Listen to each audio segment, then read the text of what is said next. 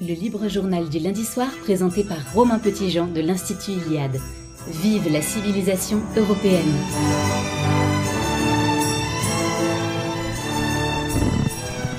Chers auditeurs de Radio Courtoisie, c'est un plaisir de vous retrouver pour une émission qui se passe le lendemain du premier tour des élections municipales. Nous allons évidemment en parler. Je suis entouré de Pierre Leprince, de Gabriel Fouquet. Comment allez-vous ?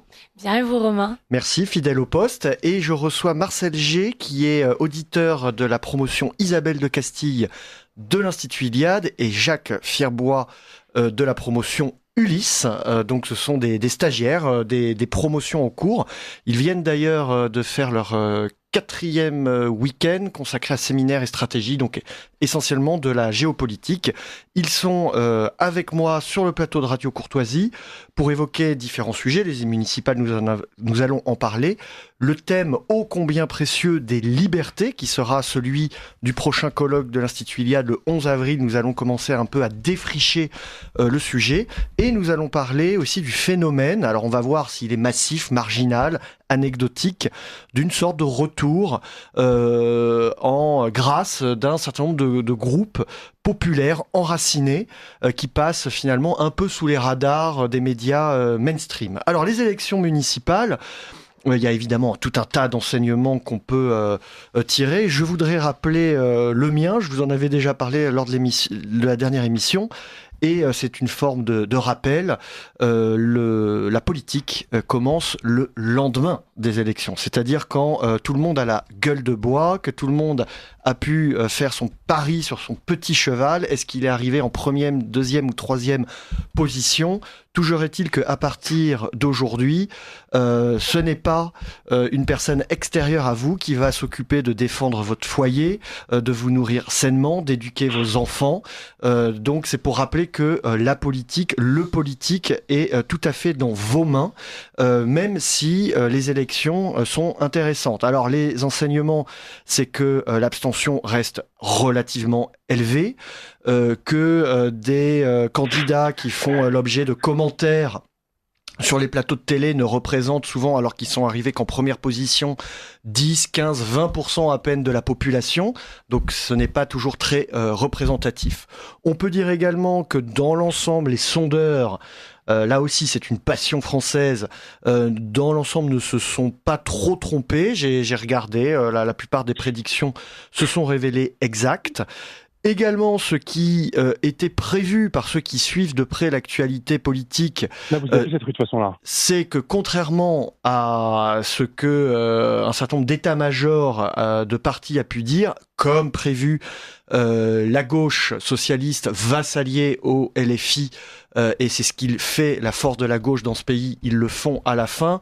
Ils s'envoient des noms d'oiseaux pendant les campagnes, et à la fin ils se retrouvent, ils s'allient, ce que la droite a évidemment beaucoup de mal à faire. Et justement, côté de la droite, je voulais faire un petit focus sur un compte Twitter qui est celui de Paul Sébille, qui suit très bien les différents statistiques remontantes du pays, et il nous rappelle que le résultat moyen des listes RN selon la taille des communes est assez intéressant, puisqu'en fait plus la commune est petite, plus le taux moyen de vote pour le RN est élevé.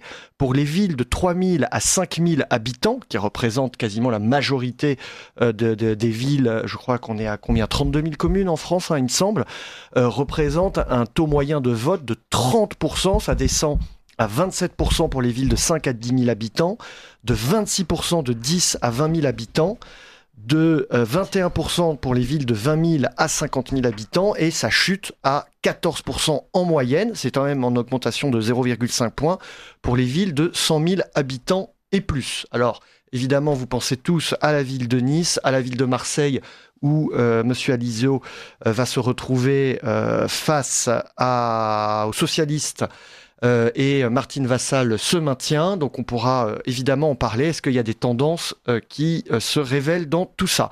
Alors nous avons un premier témoignage tout à fait intéressant, puisque nous allons avoir au téléphone la tête de liste de la liste Rassemblement National normande d'Alençon, Pourquoi c'est intéressant d'avoir Monsieur Piloquet au téléphone? C'est que c'était la première fois, je crois, j'espère ne pas me tromper, il me corrigera, qu'il y avait une liste Rassemblement National au sud de la Normandie, dans un endroit tout à fait particulier qui subit la désindustrialisation, qui a connu une immigration galopante ces derniers temps et qui fait même face aujourd'hui à des trafics.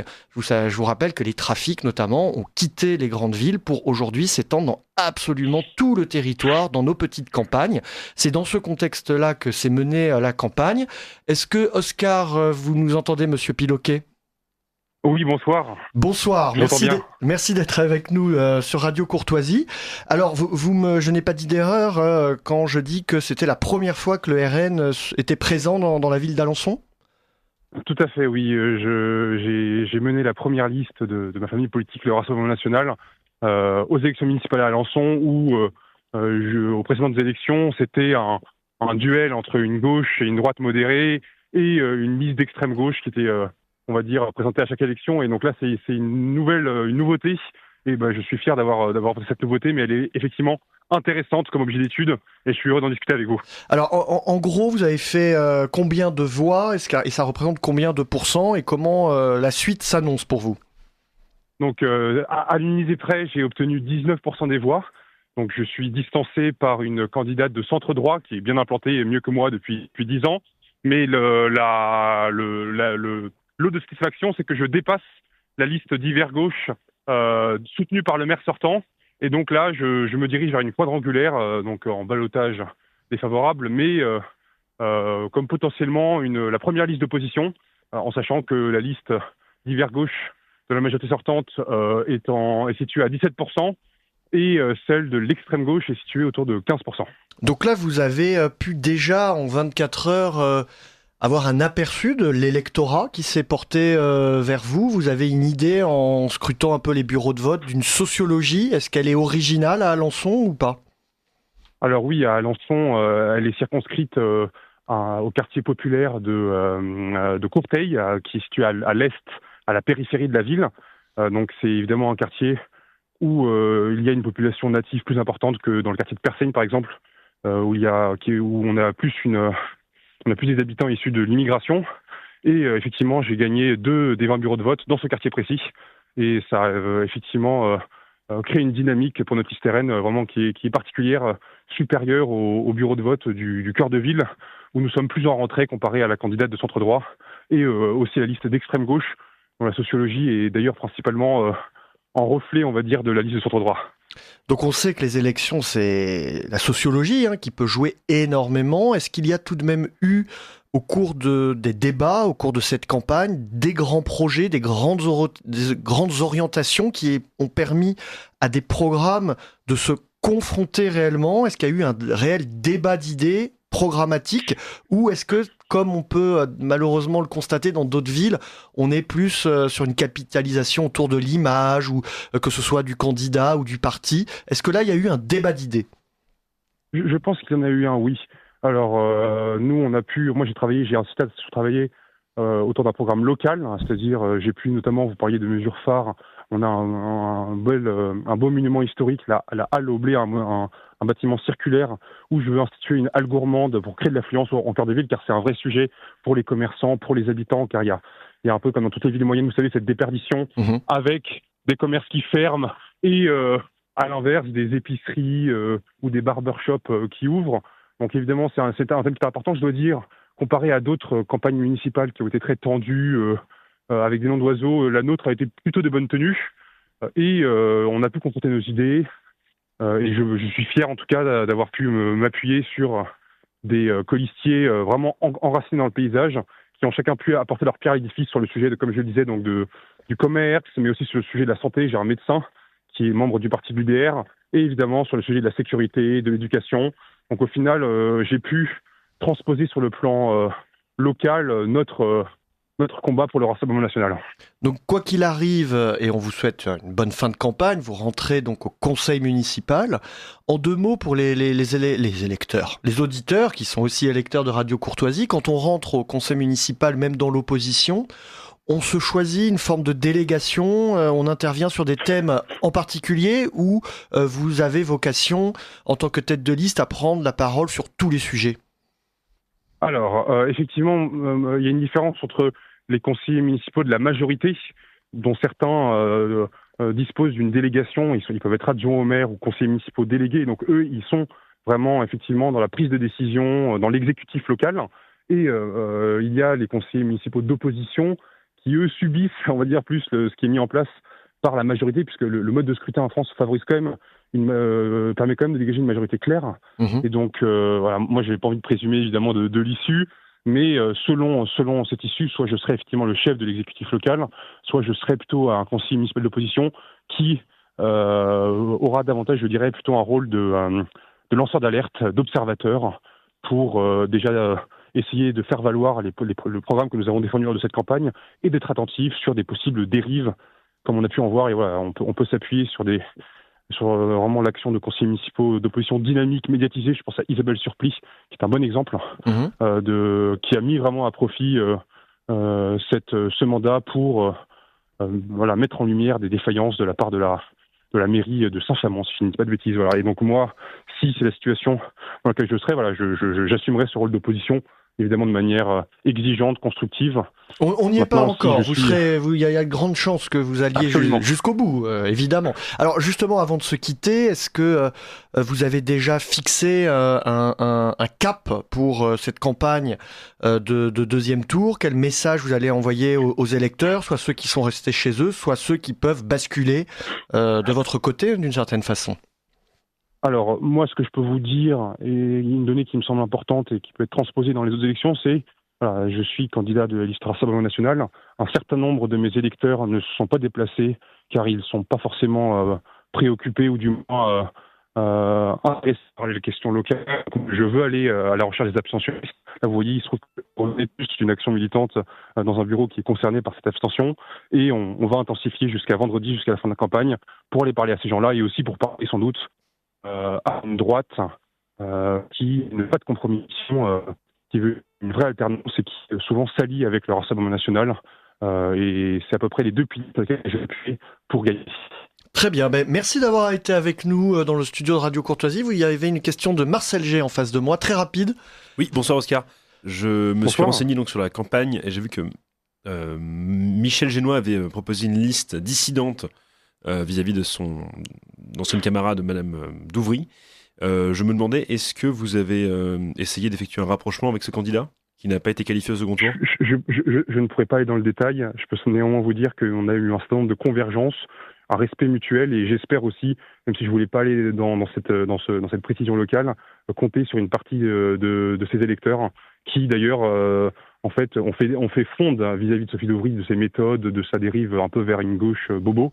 Donc oui, je compte m'appuyer en partie sur ce socle, bien que lui soit un peu prisonnier, on va dire, de la droite départementale qui veut Douvry comme maire. Très bien, donnez-nous de bonnes nouvelles et en tout cas on en donnera aux auditeurs de Radio Courtoisie. Merci à vous. Je vous remercie Romain, bonne soirée. Merci. Avant de retrouver d'ici quelques minutes notre chroniqueur du Sud provençal, Raphaël Emma, je me tourne vers mes invités sociétaires chroniqueurs du jour. Est-ce que, au vu des premiers résultats, il y a des enseignements selon vous qui sortent Oui. Jacques Firbois de la promotion Ulysse. Oui, donc un des enseignements, c'est que LFI n'est pas mort. La mort de Quentin Desranques ne les a pas tués, c'était prévisible.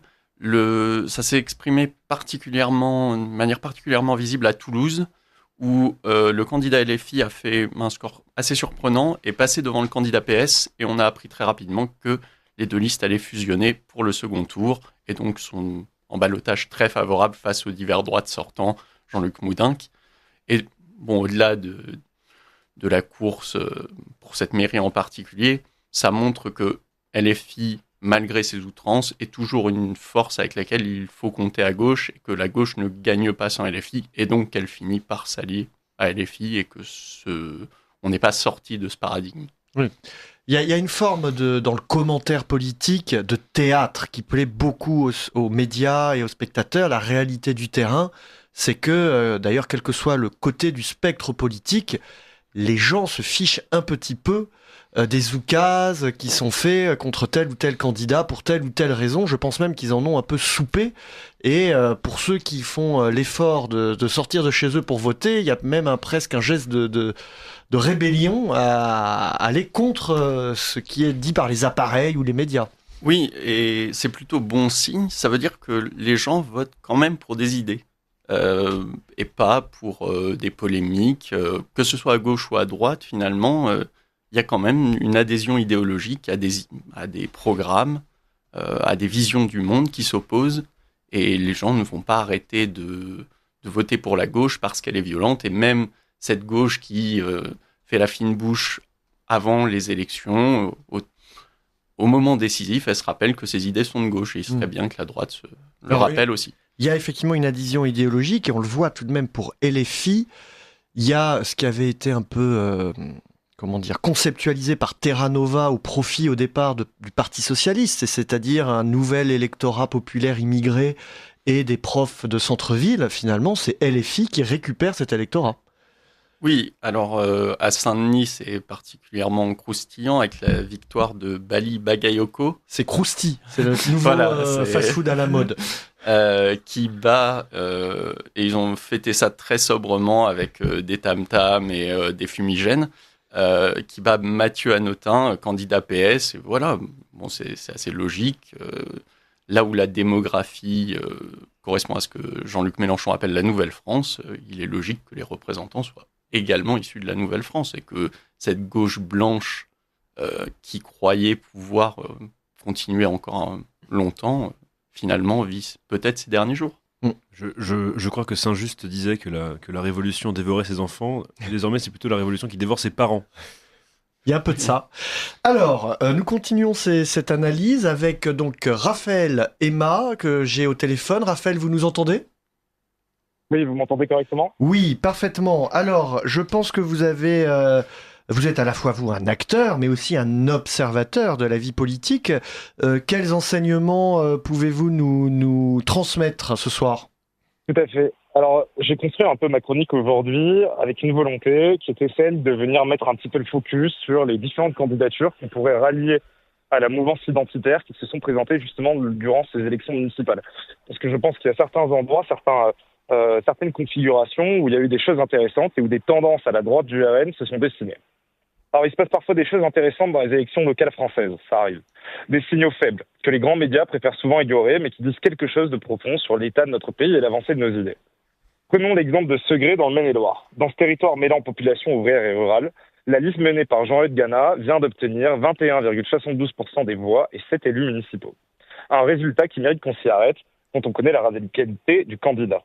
Car ce score n'est pas le fruit d'un compromis mou ou d'un discours aseptisé. Au contraire, Jean-Eudes Gana a mené campagne sans chercher à s'excuser pour ses idées, sans chercher à rentrer dans ce fameux arc républicain qui sert surtout à exclure toute voix dissidente du débat public. Malgré la diabolisation, malgré l'absence de débat réel, la mairie sortante ayant refusé tout débat, malgré le silence médiatique, près d'un électeur sur 5 à Segré a choisi cette liste. Et pour le candidat, ce résultat, c'est déjà une victoire politique. Mais derrière les chiffres, il y a surtout des attentes populaires. Après le scrutin, Jean-Eudes nous a partagé qu'il a reçu des messages bouleversants d'habitants qui espéraient profondément un changement concret dans leur vie quotidienne. Des gens simples, souvent oubliés de la politique nationale, qui voient dans cette liste une possibilité de rupture. Leur déception empêche tout triomphalisme. Lorsqu'on fait de la politique sérieusement, on sait que chaque vote représente une attente réelle. Alors il faut aussi regarder les choses avec un peu de lucidité. Moi, j'ai pas envie de vous vendre du rêve. La progression, elle est spectaculaire pour un candidat identitaire. Il s'était déjà présenté à des élections partielles, cantonales, il me semble, un petit peu à Angers aussi. Mais là, il fait quand même 22% des voix. Et quand un identitaire fait 22% des voix, c'est pas par pur hasard. Une partie de l'électorat du Rassemblement national s'est reportée sur cette liste, parce que le RN était absent de Segré. Mais il n'y a pas que ça. Il y a aussi la mobilisation d'un certain nombre d'abstentionnistes et un vote d'adhésion autour d'un programme local clair et d'un discours de rupture assumé. Quelque chose de crédible, en fait. Autrement dit, ce vote dépasse largement les seuls cercles militants. Et ça, c'est un événement historique pour la mouvance.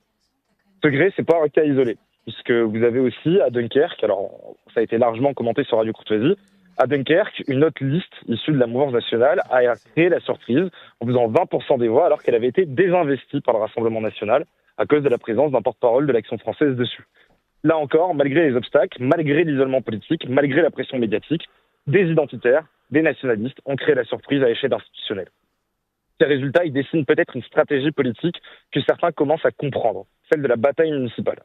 Pendant des décennies, et je m'inspire assez librement dans le commentaire de Jean-Yves Gana suite à son résultat, le Parti communiste français a construit sa puissance grâce à ce qu'on appelait le communisme municipal.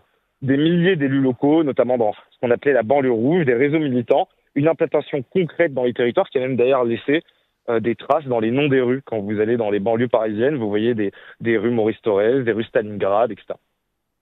C'est ainsi que le PCF est devenu pendant longtemps le parti politique français qui comptait le plus d'élus et aussi un parti qui faisait une grande, qu'on surnommait l'Église rouge, qui était le parti qui à la fois sociabilisait son électorat. Alors, pourquoi est-ce qu'on n'imaginerait pas un identitarisme municipal, un nationalisme municipal aujourd'hui ? Dans les villes de moins de 50 000 habitants, là où la vie locale reste encore structurée par des solidarités concrètes, là où les habitants se connaissent encore, il est possible de construire une présence politique réelle. Ghana vient de le prouver. Mais cela suppose un changement d'échelle. Il ne suffit pas d'avoir 3 ou 4 figures médiatiques. Ghana le rappelle, il faut des dizaines de porte-paroles capables d'assumer leurs idées publiquement. Des militants capables d'ouvrir des locaux, d'organiser des réunions, de faire du porte-à-porte, de coller des affiches, de parler aussi bien aux ouvriers qu'aux retraités, aux jeunes qu'aux familles. Bref, refaire de la politique au contact du peuple, au milieu du peuple, pour notre peuple, par notre peuple. Car une autre réalité apparaît derrière ces résultats électoraux. Il y a une immense réserve d'abstentionnistes en France, notamment dans ce qu'on appelle la génération Z. Des Français qui ne votent plus, non pas toujours par indifférence, mais souvent parce qu'ils ne se reconnaissent dans aucune offre politique. Les rencontrer, leur parler, reconstruire une confiance politique, c'est tout l'enjeu pour qu'on existe. La génération qui arrive aujourd'hui à l'âge adulte aura un rôle décisif dans les décennies à venir. Entre maintenant et 2040, tout peut encore se jouer. Mais ça suppose une chose simple, sortir de la passivité, s'organiser, construire. Notre radicalité n'a jamais été un obstacle, c'est l'amateurisme qu'il est et il faut en finir avec lui. Les victoires politiques commencent toujours modestement. Un élu municipal, puis quelques-uns. Une ville gagnée, puis un réseau qui se construit. L'institutionnalisation d'une mouvance radicale, mais populaire. Segré et Dunkerque montrent peut-être que quelque chose est en train de bouger dans ce pays. Alors vous savez, il y a une citation de Bernanos que j'aime bien. C'est la fièvre de la jeunesse qui maintient le reste du monde à la température normale. Si la jeunesse se refroidit, le reste du monde claque des dents. Alors moi je vous pose une question. Saurons-nous être à la hauteur de la fièvre qui monte ? Merci pour ce plaidoyer pour l'engagement. Je pense qu'effectivement, il y avait des centaines de milliers de gens, et d'ailleurs beaucoup d'auditeurs de Radio Courtoisie, j'en suis certain, qui sont aujourd'hui conseillers municipaux ou qui vont se retrouver conseillers d'opposition. Tout ça est long, c'est un maillage à construire, donc on entend tout à fait cet appel, et un certain nombre de bons résultats vont dans ce sens. Je me tourne vers mes différents invités. Est-ce que on peut dégager d'autres enseignements, ou est-ce que finalement ces résultats sont conformes au paysage politique actuel? On est quand même dans une situation, je ne parle pas forcément des élections municipales, mais de grave crise institutionnelle et politique. Quand on regarde les derniers résultats, le risque de censure, des budgets non votés, une coupure quasi totale de la Macronie des aspirations du peuple, on est quand même dans un contexte tout à fait particulier. Et bon, on a ces petits rendez-vous démocratiques qui nous font un peu croire que tout va bien, alors qu'au final, la crise est quand même sévère. Oui, et en plus, celui-ci n'a pas beaucoup de signification, puisque sur les 35 000 communes du pays, 23 700, donc plus des 2/3, n'avaient qu'une seule liste. 8 000 avaient 2 listes et n'iront donc pas, il n'y aura pas de second tour. Et pour venir de Charente, d'une zone très rurale, les confrontations n'ont rien de politique. Et donc, tout ce pays qui, au présidentiel, vote RN parce qu'il fait partie de cette France périphérique, parce qu'il est affecté par une paupérisation, ne s'exprime pas vraiment dans ce suffrage politiquement. Il s'exprime sur des questions très concrètes qui sont intéressantes, mais ce n'est pas aujourd'hui qu'on apprend quelque chose de décisif sur la santé de notre pays. Le phénomène des listes uniques, là je ne sais pas s'il y a eu des statistiques qui sont sorties, mais je crois que c'est assez inquiétant. Je sais que chez moi en Saône-et-Loire, il y a des villes de 10 000 habitants, de 15 000 habitants qui des fois n'avaient qu'une seule liste, avec l'impossibilité non pas de vouloir exprimer ses idées, mais des difficultés à monter les listes. d'un intérêt pour la chose publique avec des règles qui ont un peu changé dans le mauvais sens. Oui, c'est les contraintes, le fait de devoir faire des listes paritaires, il est plus difficile de mobiliser des femmes en grand nombre, qui rend cela de plus en plus difficile, et peut-être aussi un manque d'intérêt de la part de beaucoup de gens. Gabrielle Fouquet. Il faut aussi souligner que parmi les maires sortants, seulement 63% cette année ont choisi de se représenter, contre 72% en 2014 et 69% en 2020. Beaucoup décident de partir avant même qu'on leur suggère. Donc, si tant est qu'il y ait une liste unique, faut-il encore qu'il y ait quelqu'un qui veuille la mener ? Et on observe notamment dans les petites ruralités qu'ils sont de moins en moins nombreux. Mais beaucoup de coups à prendre, beaucoup de responsabilités. Le gamin qui tombe de la balançoire, c'est le maire qui part avec les menottes. C'est vrai que c'est pas toujours... et pourtant, c'est presque... comment on pourrait dire ça ? C'est presque le mandat idéal, puisqu'on est au plus près de la population, on peut voir des transformations concrètes. C'est peut-être celui qui est pour moi le plus sincère. C'est ça. Il y a des gens d'ailleurs qui ne s'engagent que pour les municipales. Et on voit néanmoins que les municipales sont sujettes à la température du pays et à l'esprit total. Les Français vont aller s'exprimer contre ou pour. Le dégagisme fonctionne toujours autant, mais au moins autant que la prime au sortant. Les chiffres ne sont pas scandaleux par rapport aux précédentes élections. Il ne se passe pas grand-chose. Par contre, ce sont des élections affectives. C'est peut-être la seule chose qui est vraiment frappante dans les municipales. Et avec aussi le phénomène assez important, je crois, de beaucoup de maires qui sont réélus au premier tour.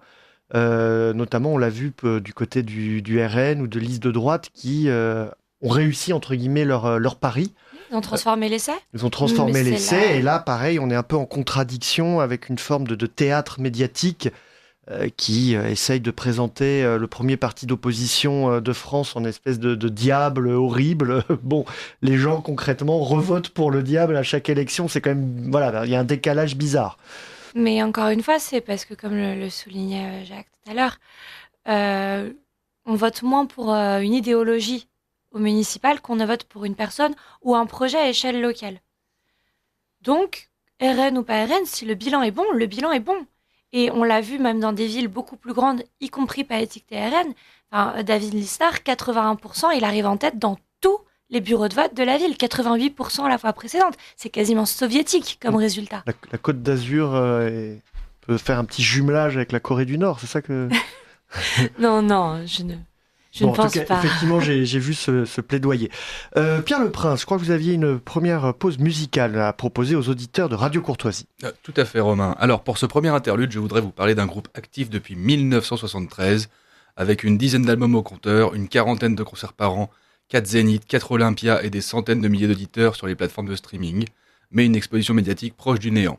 Vous ne les entendrez pas sur votre radio préférée, vous ne les verrez pas sur TF1, mais ils chantent le Sud-Ouest avec ferveur, en occitan ou plus précisément en béarnais. Accompagnés de cornemuse, de guitares électriques et de percussions diverses, ce groupe s'appelle Nadao, Noël en occitan, et je vous propose d'écouter tout de suite l'Encantada.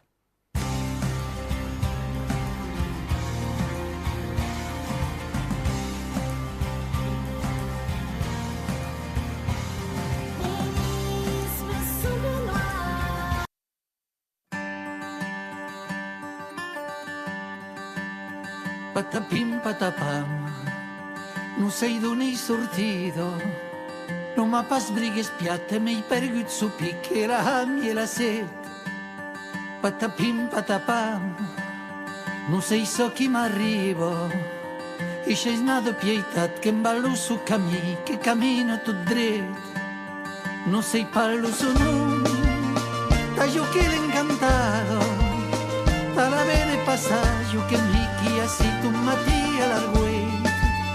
No sei parlo son un, ta yo que l'encantado, no hay pas que pensar, era nueit, el di, era nueit. Yo tus ten cabisa vu, e dice no, e dice adieu. Yo jamais la vi voulu, jamais pregavo mi Dio, aro che plegarlo io, de la iglesia gleis o cap baixant. També em dic que sóc qui vull i a l'edar al seu costat. La la la la la lero, la la la la la lero, la la la la la la la la la la la la la la la la. La la la la la lero, la la la la la lero, la la la la la la la la la la la la. De la terra do céu, tau com la periclado, e tu t'ha capvirat a renunciar a me, no hi ha mai com abans, ni lo red de la neu, ni lo verde de la prado, ni lo canto mainat, ni la nado surei che è corre los ans, lo sei parlo sono, da io che l'ho incantato, e se nei pasta uita domà che segui che la nirei parla, lo sei parlo sono, da io che l'ho incantato, domà che diserei, d'incassi che viscuccio che t'ha incontrato. Io tu stenca vi savi, vedi se no, vedi se Dio. Io chiamei na vivoli, chiamei pregato ogni Dio, ora che pregarlo io, di la glesa che baixar.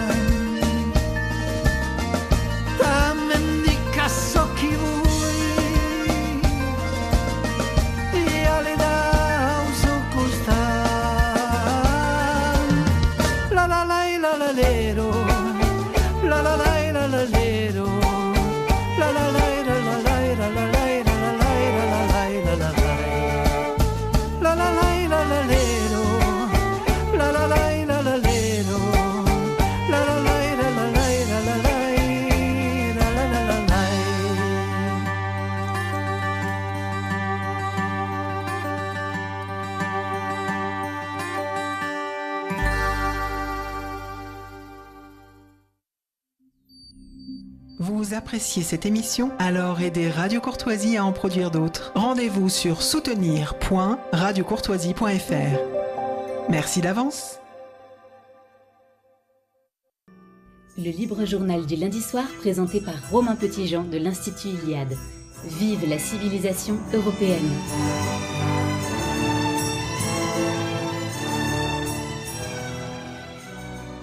Très beau morceau de Nado, merci à Pierre Leprince de nous le proposer, et c'est vrai, je pense qu'on peut rester un petit peu pour parler de ce groupe et du phénomène qu'il représente, qu'il est là aussi complètement sous les radars des médias.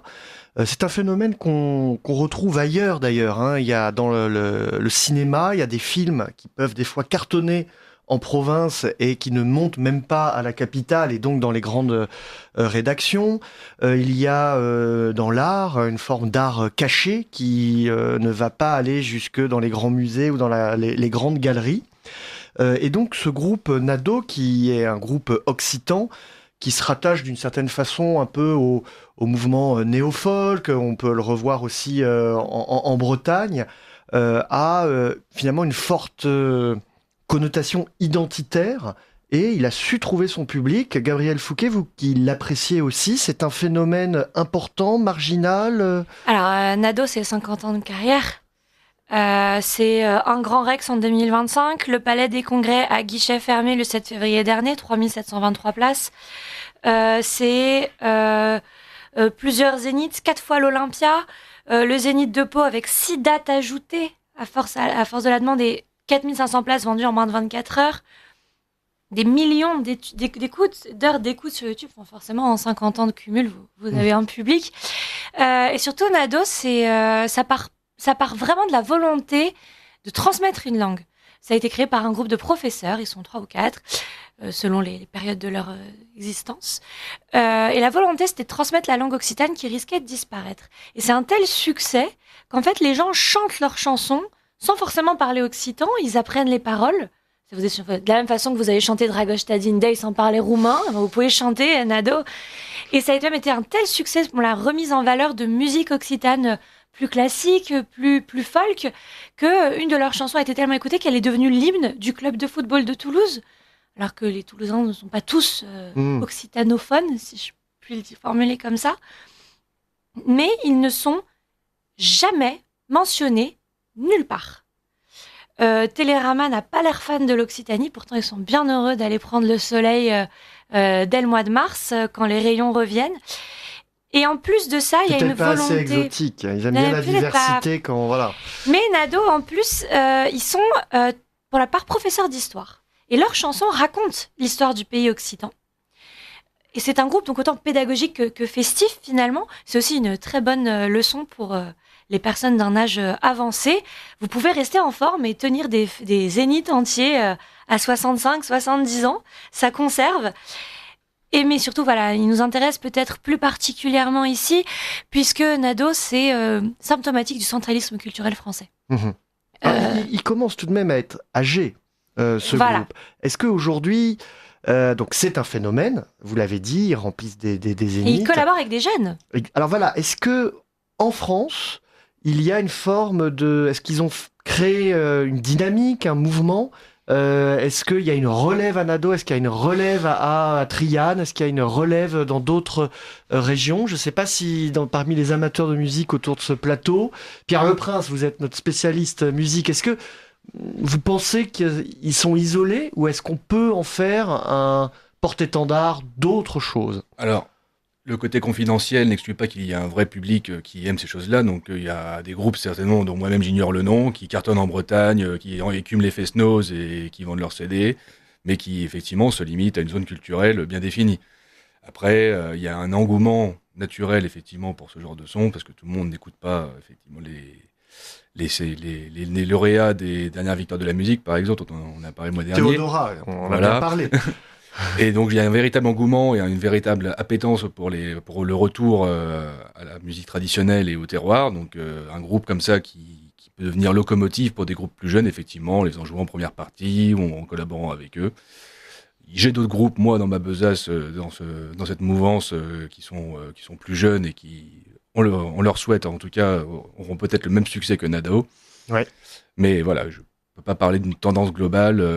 Parce que sur la réappropriation de sa langue, de sa terre, de son peuple, par les différents canaux existants, on peut sentir un petit frémissement. Là, j'ai vu une chaîne Instagram qui commençait à faire un petit peu de buzz en Alsace, tenue par des jeunes Alsaciens, qui parlaient de la langue, de la gastronomie, de ce qui faisait... l'être profond alsacien, et c'était une chaîne qui montait, et donc on peut imaginer qu'il y a des groupes qui peuvent suivre un peu ce mouvement.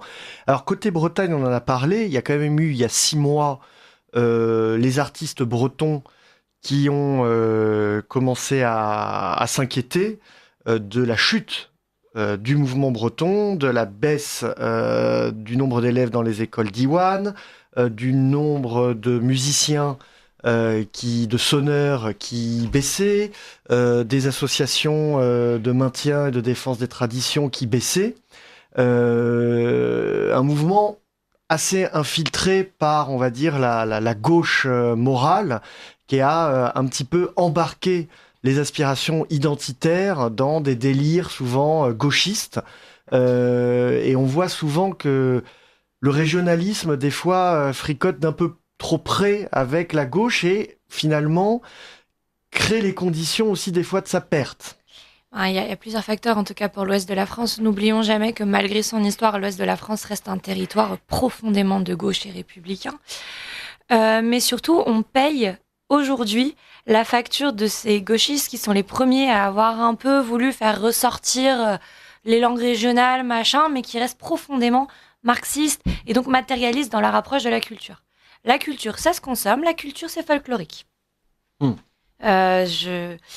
Tout le monde a un bol breton avec son prénom écrit dessus. Très peu de gens savent que c'est une spécificité de Pornic. Pornic qui aujourd'hui n'appartient plus officiellement à la Bretagne. Moi, je milite pour que Pornic y retourne. Parce que c'est une terre, c'est breton. Vous y allez, il n'y a pas de doute. C'était ma minute régionaliste. Mais au-delà de ça, on paye aujourd'hui la tendance folklorique de la culture et du régionalisme. Quand vous rentrez dans la question de la patrie charnelle, parce que c'est de ça qu'il s'agit, évidemment, vous êtes taxé d'être... je ne vais pas utiliser les termes parce que je ne voudrais pas que Radio Courtoisie ait des problèmes, mais on vous accuse de ne pas penser comme il faut. Oui. Et c'est d'ailleurs pour ça qu'on est prêt à faire des petits Bretons, des petits Occitans, des petits Alsaciens qui viennent de très très loin, juste pour renforcer un petit peu les rangs d'un régionalisme et finalement assez folklorique, assez théâtral, assez muséographique. On n'est pas dans l'expression de la terre et du peuple. Oui, et souvent ça s'accompagne en plus d'un besoin de se trouver une racine. C'est-à-dire que beaucoup de gens qui appartiennent à ces groupes sont en fait pas du tout originaires de là. Mais en fait, les gens n'appartiennent plus à rien.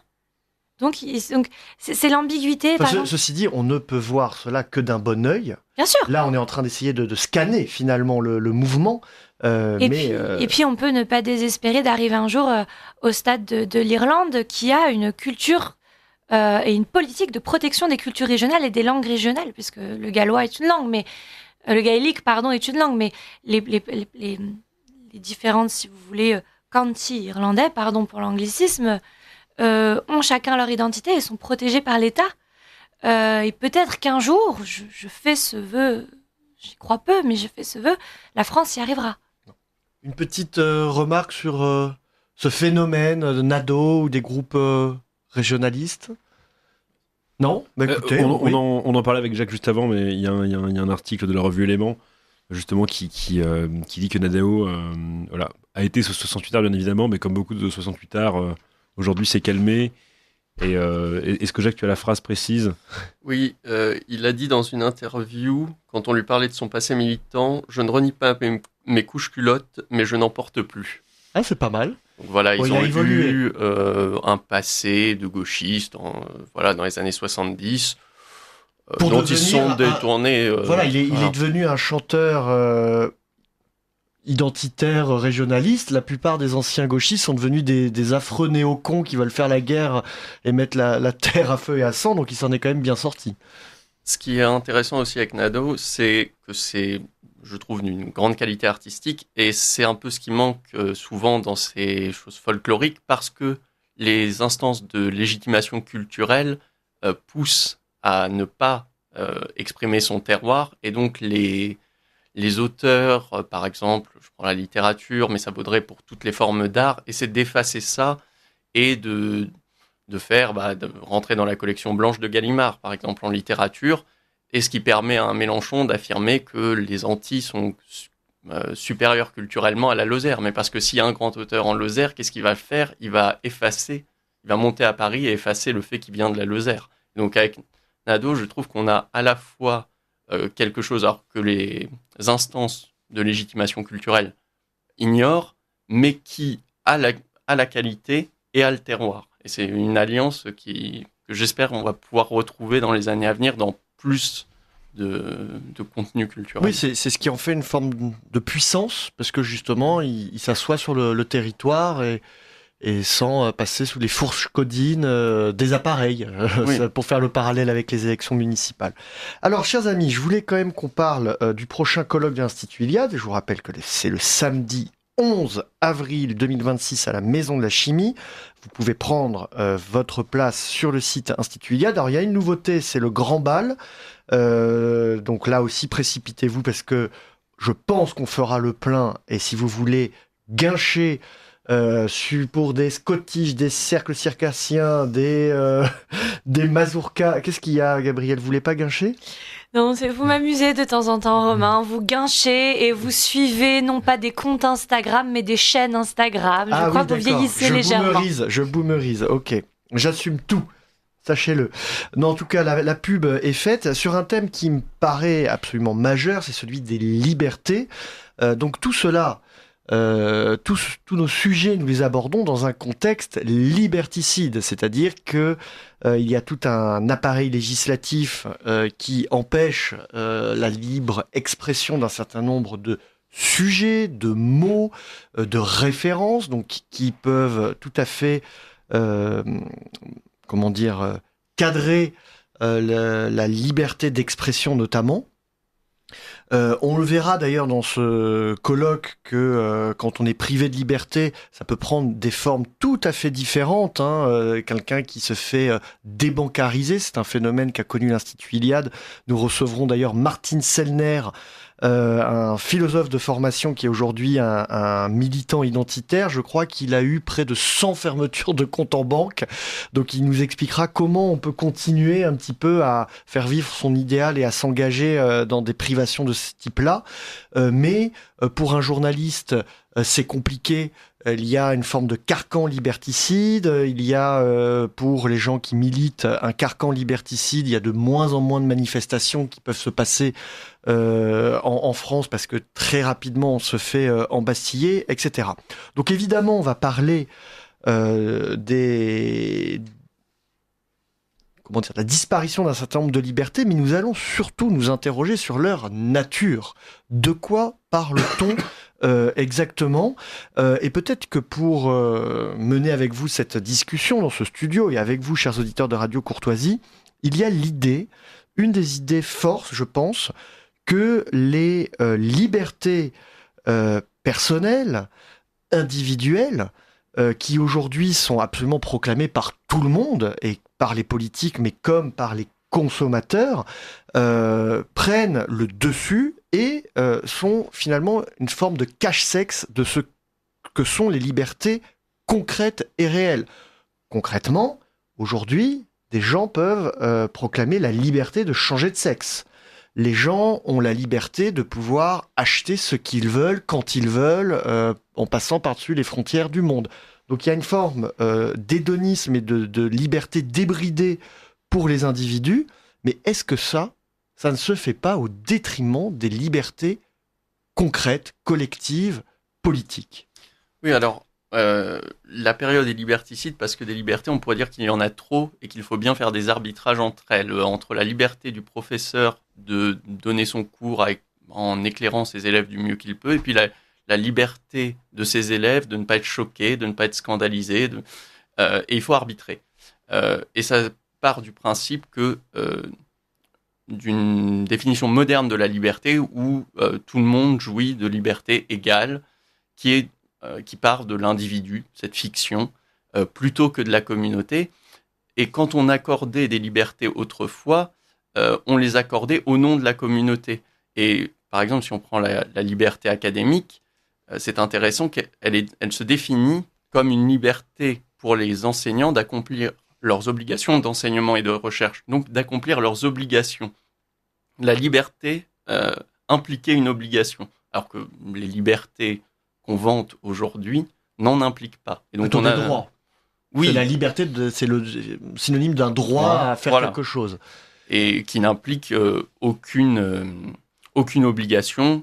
L'obligation d'un enseignant étant évidemment de chercher la vérité et de la diffuser autant qu'il le peut. Et cette liberté-là, qui a une immense valeur, qui est la richesse culturelle de l'Europe vient de là, se heurte aux petites libertés individuelles, aux petites sensibilités individuelles qui viennent lui dire non, tout cela est beaucoup trop violent. Alors là, vous avez pris l'excellent exemple de l'université et des libertés académiques. On a donc quand même aujourd'hui la liberté d'aller étudier. N'importe qui peut aller étudier comme il a la liberté d'aller voter. C'est quand même une conquête incroyable. En donnant ce droit, cette liberté à aller étudier, ça s'est fait au détriment de quoi exactement? L'université, elle n'a pas c'est une liberté aristocratique normalement qu'elle donne. Elle n'est pas censée accueillir tout le monde, elle est censée accueillir ceux qui sont capables de recevoir son enseignement, donc déjà ceux qui sont capables d'encaisser ces vérités parfois difficiles à entendre, et aussi ceux qui ont la capacité de, par la suite, produire du savoir. Et donc, en l'ouvrant à tout le monde, on l'affaiblit finalement. L'université, aujourd'hui, accueille trop d'individus. Oui, on a la liberté d'aller étudier dans un endroit qui n'a pas vraiment de sens. Voilà, où on n'apprend plus grand-chose, et où des professeurs, il y a encore eu un cas il y a quelques jours en Belgique, un professeur de philosophie, de la biologie et de l'éthique, 45 de ses collègues réclament son licenciement. Il faut dire que ce philosophe Nathan Kovnas disait que dans une méritocratie, le personnel de Harvard serait recruté parmi les meilleurs des meilleurs étudiants, ce qui signifie que le nombre de professeurs noirs tendrait vers 0. Il a le droit de le penser, de l'exprimer normalement. D'ailleurs, tout le débat va se jouer là-dessus, ça n'a pas encore été décidé. Mais ce sont ses collègues qui veulent le censurer. Alors, peut-être certains par suivisme, mais... Par conformisme, qui est vraiment un moteur très très puissant. Oui, en particulier au sein de l'université, puisque dans l'université, on ne paye pas ses erreurs, on paye ses blasphèmes. Un professeur d'université peut se tromper toute sa vie, il ne tombera pas de sa chair. Par contre, s'il dit quelque chose qui sort du cadre, là, tout peut s'effondrer. Et donc, il a beaucoup plus d'intérêt, de rationalité sociale à continuer à rester dans la norme, plutôt qu'à dire ce qu'il croit, au risque de se mettre à dos tous ses collègues, comme ce professeur-là.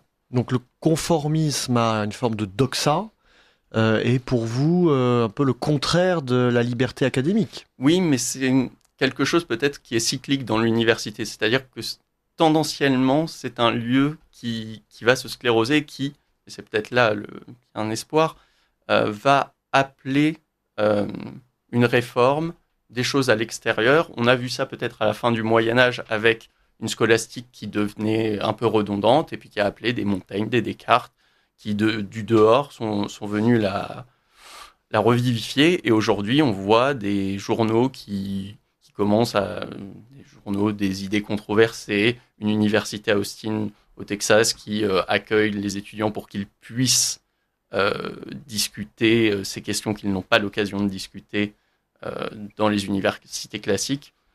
Des formes d'universités alternatives, en fait. Hein.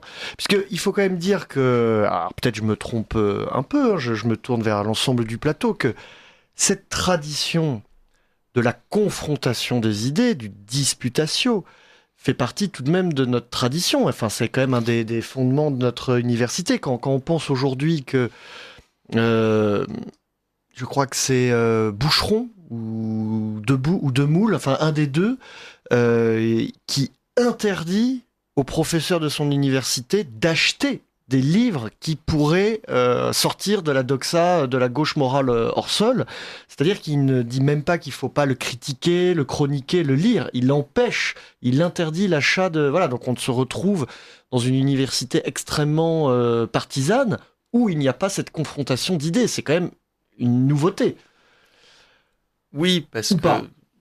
Non, je pense qu'il y a quand même une forme de nouveauté parce qu'on va très loin, mais il y a eu des périodes de censure. C'est toujours une liberté précaire. Même avant l'invention des universités, on a le monde grec où, évidemment, la première forme philosophique, chez Platon, c'est le dialogue. Donc, l'idée que de la confrontation des idées va ressortir quelque chose et qu'on progresse vers la vérité dans le dialogue, elle est consubstantielle de l'Europe. Mais elle est continuellement menacée. Elle l'est particulièrement aujourd'hui tout de même. Est-ce que ces petites libertés individuelles, parce que c'est un présupposé que j'ai fait, serait un obstacle à nos libertés collectives et donc politiques? Est-ce que c'est quelque chose qui vous touche? Est-ce qu'il y a des exemples qui vous viennent à l'esprit, en dehors de l'université, de petites libertés ou d'ailleurs de grandes libertés individuelles qui vous semblent aller en contradiction avec notre capacité à faire du politique? Quand vous vous déplacez, quand vous consommez, non, pas forcément? Si, je peux penser à, parfois, et ça touche surtout les personnes de mon âge, donc assez jeunes, une certaine tentation à aller vers par exemple des produits, on va dire de la malbouffe, fast-food, donc avoir la liberté de consommer ces produits-là au détriment en fait des 500, 600 ans de gastronomie qui nous précèdent. Et c'est tout simplement Donc en consommant, avec cette liberté de consommer de la malbouffe, quelle liberté collective ou politique tuez-vous? Eh bien, je tue la liberté de restaurateurs ambitieux d'essayer de maintenir notre patrimoine gastronomique. Et je pense que c'est vraiment pas un service qu'on se rend, et qu'il faut à chaque fois qu'on fait cette erreur entre guillemets. Enfin, je veux pas être moralisateur parce que ça m'arrive aussi de consommer ce genre de produit. Il faut le conscientiser et se dire que voilà, c'est un choix de facilité qu'on fait, qu'on est libre de le faire, mais qu'on a aussi un devoir, et notre devoir, c'est de préserver ce qui nous a été transmis. Très bien, alors je redonne aux auditeurs de Radio Courtoisie quelques items des interventions. Bon, vous connaissez le colloque de l'Institut Iliade, il y a toujours des expositions, des vidéos, des intermèdes musicaux. Vous aurez une intervention sur les libertés sans institution, de la liberté proclamée à l'impuissance. Une intervention de Laurent Oberton qui nous parlera de la mentalité médiévale, qui selon lui une des pistes à suivre pour rester libre. Donc j'attends, je dois dire, son intervention avec beaucoup d'impatience. Le prix des libertés politiques, les libertés des femmes, une constante de notre identité. Ce n'est pas une affirmation, c'est une question. On peut pressentir qu'en Europe, effectivement, la place des femmes est tout à fait particulière par rapport à d'autres civilisations.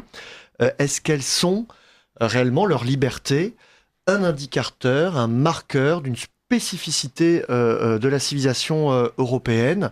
On peut le présager, encore faut-il le prouver. Donc nous allons faire ce travail. Le professeur Jean-Luc Coronel de Boissezon nous parlera justement de la liberté de parole et de l'intelligence de l'Europe, de cette confrontation des idées, une intervention sur la nécessité de retrouver nos libertés économiques, de refuser la nuit, c'est le terme employé par Thibaut Mercier, fondateur du Cercle Droit et Liberté, qui va quand même faire un constat un peu amer sur justement la possibilité d'exercer ces réelles libertés et de tout cet appareil liberticide. Une table ronde, j'en ai parlé, sur comment on continue à s'engager quand on est un peu privé de sa liberté.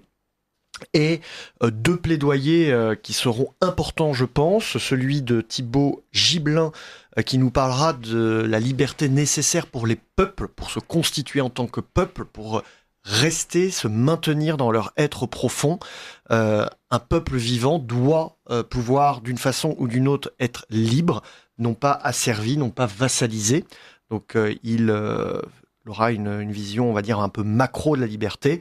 Et Jean-Yves Le Gallou, vous le savez, donc cofondateur de l'Institut Iliade, qui nous parlera de sortir de l'anarchie-tyrannie, faible avec les forts, fort avec les faibles, qui est au cœur du système liberticide. Voilà, je vous invite à nous rejoindre à la Maison de la Chimie le 11 avril, institut-iliade.com. Pierre Le Prince, une autre chronique musicale, nous vous écoutons. Et tout à fait. Alors pour ce second interlude, je vous propose de découvrir un autre groupe aux influences traditionnelles, mais à l'audience plus confidentielle que le précédent. Il s'agit de Lisieux, qui malgré son nom ne vient pas de Normandie, mais de Toulouse. À l'origine simple duo, composé d'un guitariste et d'une chanteuse, le groupe évolue désormais en quartet et joue un néo-folk inspiré de mélodies médiévales.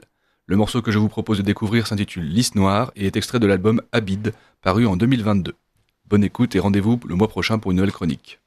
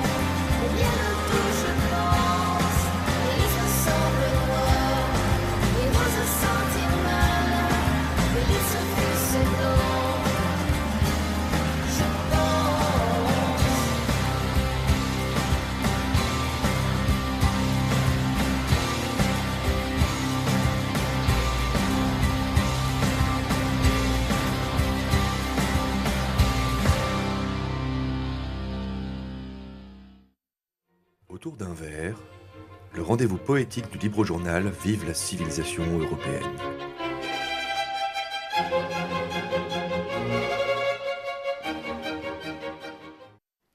Nous retrouvons Gabriel Fouquet qui interprète les poèmes de Frédéric de Cinquiaux dans notre rendez-vous poétique mensuel Autour d'un verre, une chronique où elle nous partage son regard sur le monde à travers les réflexions d'un jeune couple, Frédéric et Romain. Cette semaine, elle vous propose, chers auditeurs, un texte intitulé « Le foyer ». Mon ami, abordons le sujet épineux des comptes du foyer. Leur suivi scrupuleux, bon an, mal an, nous mène à traverser les mois en vivant simplement, sans perte ni fracas. Pas de folie, pas de dépenses exorbitantes, pas de congés, pas de nourriture abondante. Point d'excès dans ce qui revêt, habille et orne. C'est ainsi, et cela chasse ceux qui flagornent. L'essentiel garantit tous nos besoins primaires, mais il a des relents quelque peu délétères. Cette sobriété imposée porte un nom, mais l'écrire est trop dur. J'opte pour l'illusion. Je reprends. J'évoquais l'ascèse et ses vertus. Celle qui aide à vivre sans compter les écus. Et pourtant, si je garde en horreur le gâchis, le gaspillage aussi, l'abus, la gabegie, j'avoue aimer et offrir un présent sans raison, éviter les calculs d'épicier sans passion, n'écouter que mon cœur, ses recommandations pour ressentir la joie dans toutes ses pulsions. Et ça, mon cher, il nous faut à tout prix l'admettre, la disette est lyrique à ceux qui savent paître. Elle est une affliction quand elle est endurée. Comment ne pas blêmir devant ces simagrées ? Ma douce, évidemment, j'entends vos arguments. Mais quelle est la suite à donner à votre élan ? J'approuve vos pensées, j'acquiesce vos avis, votre constat est juste et je n'aurais mieux dit, mais après ? Quelle action suite votre argumentaire ? À quoi bon geindre sans remède vulnéraire ?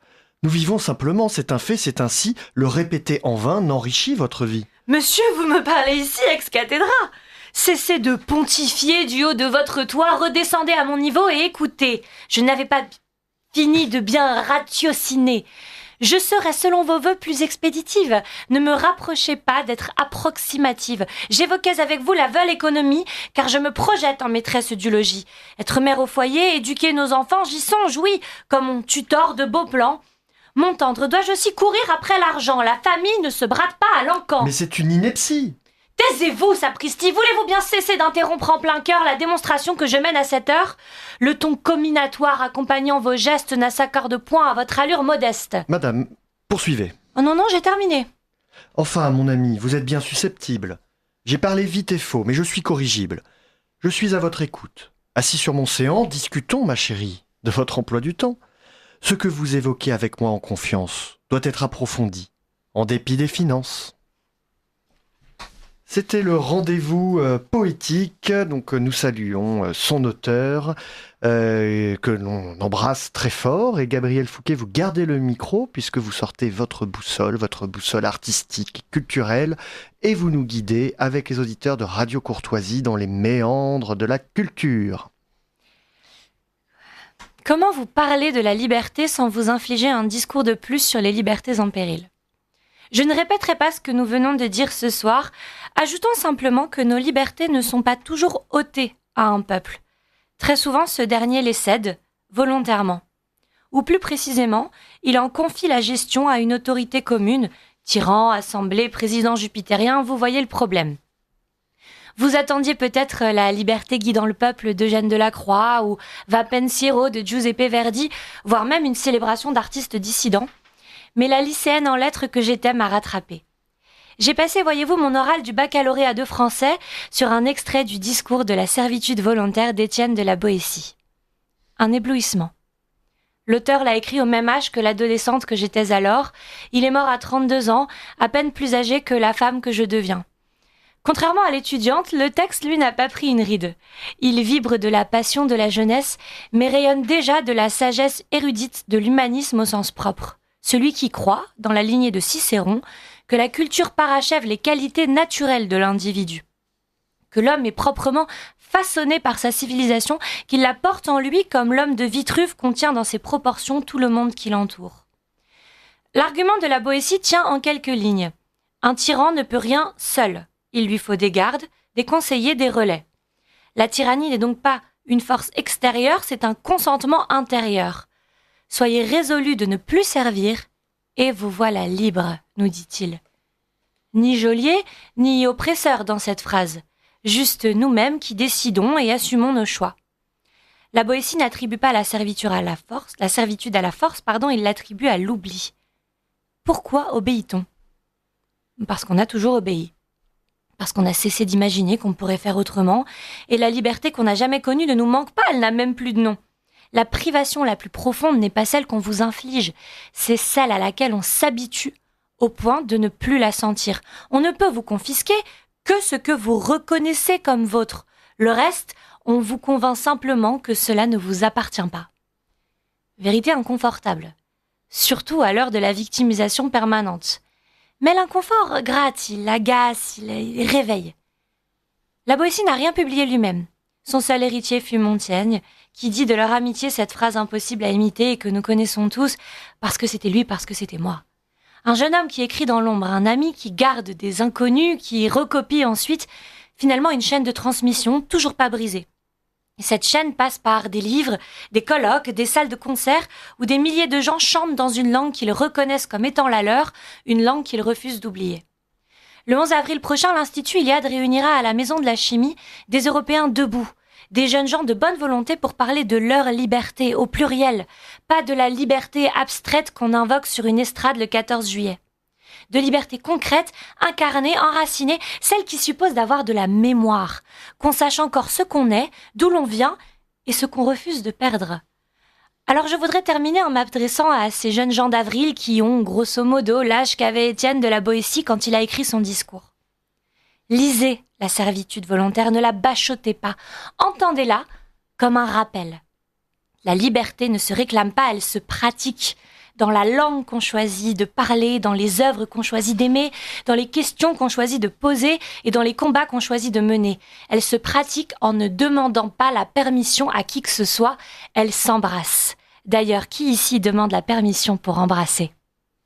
Merci Gabriel Fouquet. Alors, nous sommes en avance. On retrouvera une partie des références que vous avez données sur les réseaux sociaux. Suivez-nous.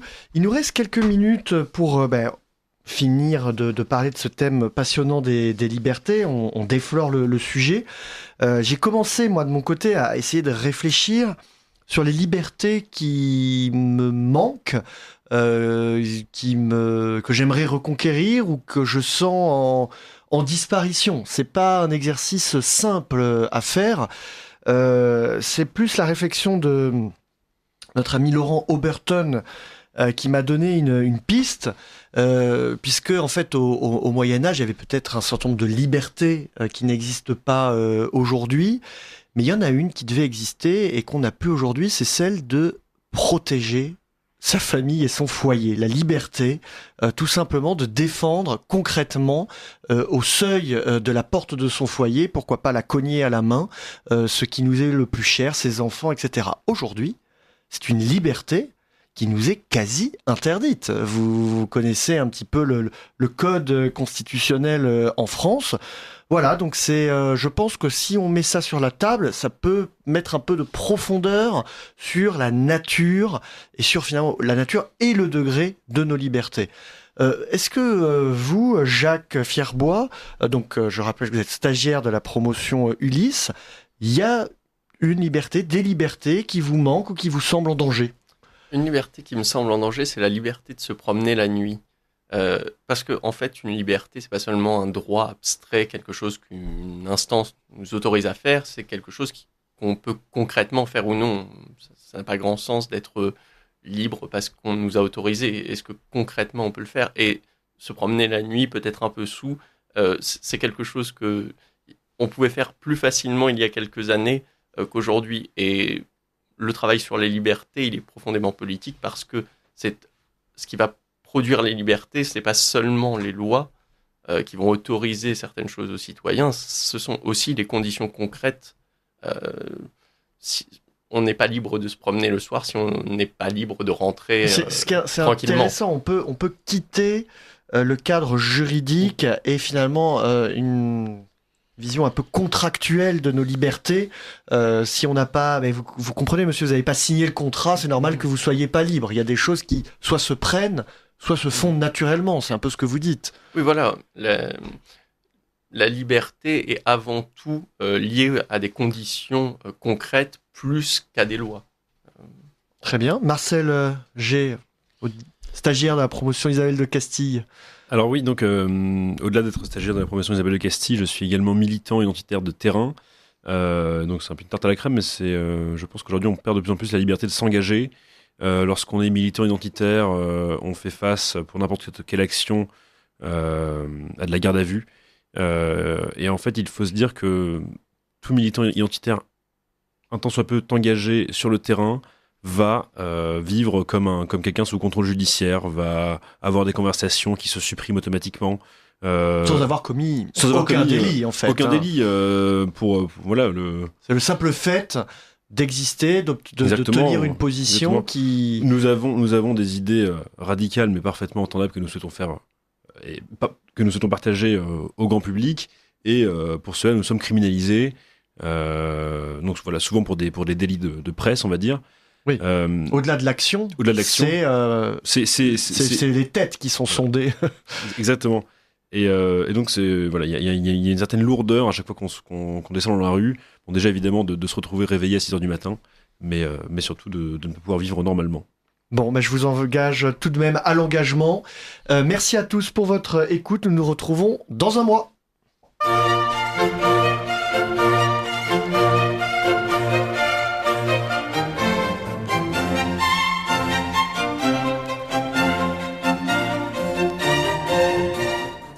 Vous venez d'entendre le libre journal du lundi soir, dirigé par Romain Petitjean, diffusé en direct sur Radio Courtoisie mardi 16 mars 2026, de 19h30 à 21h, et réalisé par Claudia. N'oubliez pas que Radio Courtoisie est une radio culturelle associative. Afin de sauvegarder une indépendance absolue, Radio Courtoisie refuse toute ressource publicitaire. Radio Courtoisie ne vit que grâce à ses auditeurs. Aidez-nous à demeurer libres. Rendez-vous sur soutenir.rc.fr et accédez à l'ensemble de nos archives à partir de 5 € par an. Si vous le désirez, nous pouvons vous faire parvenir un enregistrement de cette émission. Commandez le CD-ROM pour le prix franc de port de 9 € ou 6 € seulement si vous êtes adhérent de notre association. Et je vous rappelle notre adresse: Radio Courtoisie, 61 boulevard Murat, 75 016, Paris.